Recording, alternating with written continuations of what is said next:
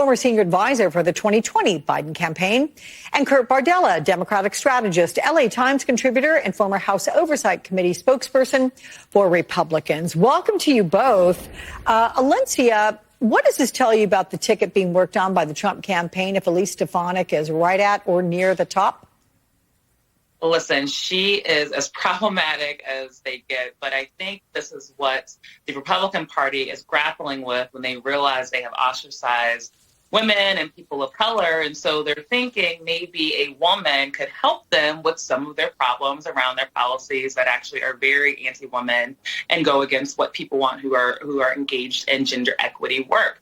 But Elise Stefanik, as we know, she is willing to say and do whatever it will take to maintain power, to have power. And that is something that Donald Trump unfortunately wants, someone that's completely loyal to him. And the Republican Party is betting their heads on someone like this, who will be the right-hand person to Donald Trump to do his bidding for him. So, Kurt, here's what you said in The Guardian about Trump's VP process. It's very clear he's holding these open auditions like it's The Apprentice. He will flirt with everyone. He will make them dance. They will all debase themselves and humiliate themselves and jockey for that spot. Stefanik putting herself in the former vice president's shoes on January 6th. So is she auditioning specifically for that role? Very clearly. I mean, it's really interesting when you think about the trajectory of Elise Stefanik. This is someone who at one point in time was thought to be part of the more establishment, centrist, rational wing of the Republican Party. That's how she couched and promoted herself earlier in her career. And now she's just gone full MAGA. And it's really revealing that a prerequisite, apparently, to be on Donald Trump's shortlist, to be one heartbeat away from the presidency, is to be anti-democratic, to openly go out there and say that you would have done everything you could to obstruct a free and fair election. It shouldn't just be disqualifying to be a constitutional officer in this country. It should be disqualifying to be a member of Congress. I mean, you take an oath when you get sworn in as a member of Congress to uphold the Constitution, and here she is, a member of the House Republican leadership, saying outwardly that she would have actually violated that oath and thrown out democracy. Yeah. Speaking of Congress, Donald Trump is touting his control over congressional Republicans out on the campaign trail after he helped tank this week's bipartisan border deal. Let's take a listen to what he said last night. This at an NRA event. You give illegal taxpayer-funded lawyers, so they have millions of dollars in this agreement, in this deal, which we, by the way, killed. I think we killed it. You don't need a bill. The president has the right to say, close the borders. The bill is a hoax. The Democrats are asking for this bill. That's so ridiculous. It's a horrible bill. So the New York Times reports the GOP set a trap for Democrats by trying to tie immigration issues with Ukraine aid, but they ultimately fell into it themselves. Kurt, you used to work for Republicans on Capitol Hill. What's your reaction to this failed negotiation? And did the Republicans just hand President Biden a witting rebuttal against any border criticism that he faces? Yeah, they sure did. There's an old adage, be careful what you wish for. You might get it. Republicans for years have been clamoring for more border security, more enforcement mechanisms, more money to fund border security efforts. Well, here, Democrats said, okay, here's billions of dollars to do just that. And what did Republicans do? They won't even let it get to the floor for a vote. You don't get to walk around now for the next 6-7 months on the campaign trail and say, well, Democrats are bad on immigration, bad on border security, elect us and we'll get something done, when you've been handed the deal you've been looking for a long time. And oh, by the way, Donald Trump himself wanted some of these provisions, wanted some of these authorities that he's now attacking President Biden for. You don't get to go around and say you're going to fix the problem when you had the opportunity to do just that and you walked away from the table. Valencia, the Associated Press reports President Biden is determined to use the stunning Trump-backed border deal collapse as a weapon in his 2024 campaign. But how far do you think this is going to help him win over the moderates who put immigration atop of their issues?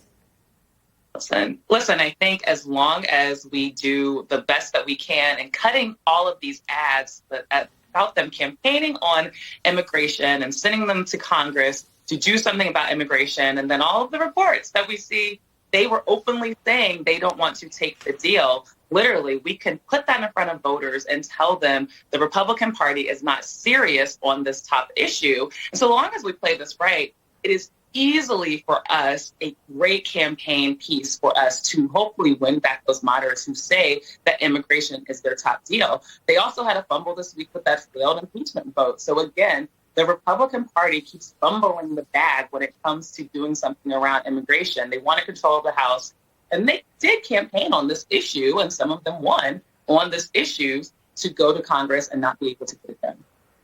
Some polls show Donald Trump leading President Biden in a hypothetical rematch unless Trump is convicted of a crime. This, according to NBC News, a guilty verdict puts Biden ahead by 2 points, Alencia. How do you interpret this? Listen, it's very early in this election cycle. I feel like those of us who talk about it all the time are feeling like we're always in an election cycle. But listen, we're over 200 days from the election, and a lot of voters aren't paying attention until the summer.